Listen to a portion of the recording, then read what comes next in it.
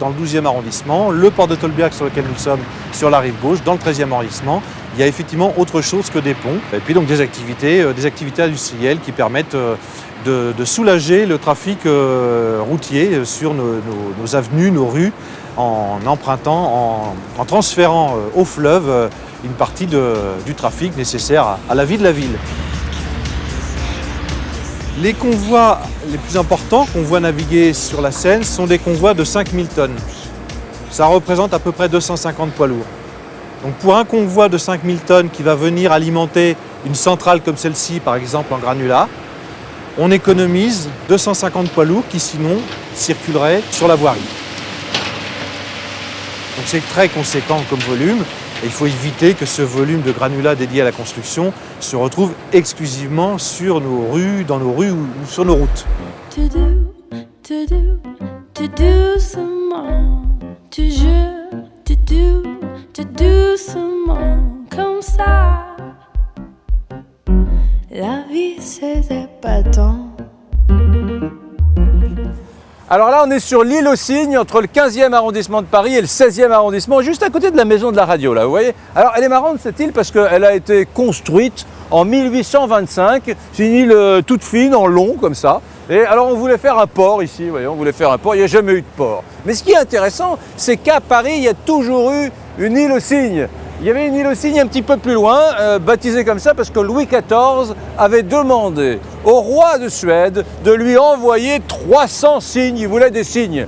Alors le roi de Suède, il a ordonné qu'on mette des cygnes en cage.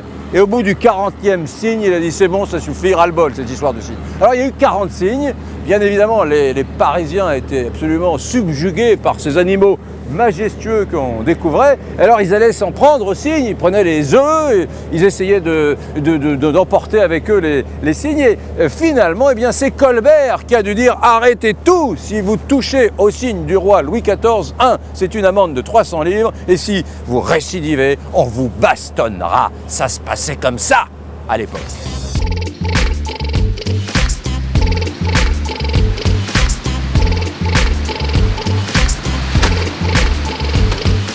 Voilà, on est en train de faire la manœuvre finale sur la Seine et tout au bout de l'île de la Cité, on va apponter le long d'un petit square historique, un petit square comme ça tout pointu qui est au bout de l'île.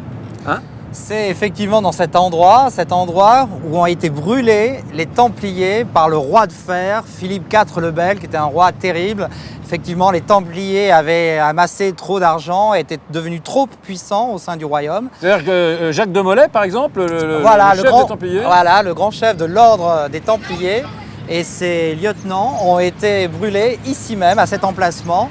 Et on raconte, la légende raconte que Jacques de Molay, sur le bûcher, s'est mis à hurler Roi Philippe, Pape Clément, je vous appelle au tribunal de Dieu. Avant 13 générations, vous serez maudits jusqu'à la fin des temps. Et effectivement, 13 générations après, c'est l'exécution de Louis XVI, non loin d'ici, sur la place de la Concorde. Mon Dieu, j'en ai des frissons. Merci beaucoup, Dimitri. Merci, Eric.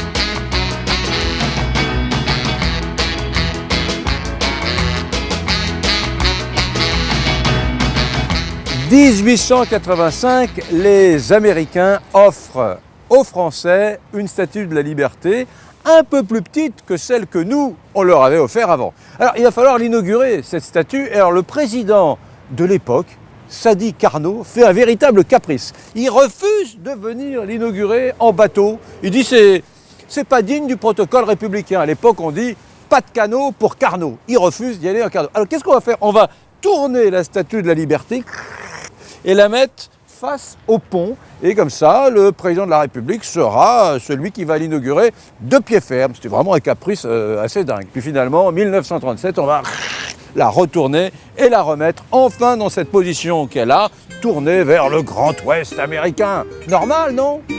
Every breath you take, every move you make, every bond you break, every step you take, I'll be watching you every single day, every word you say, every game you play, every night you stay, I'll be watching you. Alors, le dernier truc à la mode, sur la passerelle des Arts, alors on accroche des cadenas, vous savez, aux garde-corps, vous savez, sur les grillages des garde-corps, des petits cadenas par milliers, et ça veut dire, voilà, ce cadenas est là pour être le garant de notre amour éternel. Alors, surtout, on ne va pas les contrarier, les touristes, hein. Si jamais on vous pose la question, vous dites bien, oui, c'est une tradition qui remonte à plusieurs siècles, on a toujours fait ça sur la passerelle des Arts. Tiens, mon œil. Allez, à la semaine prochaine, salut.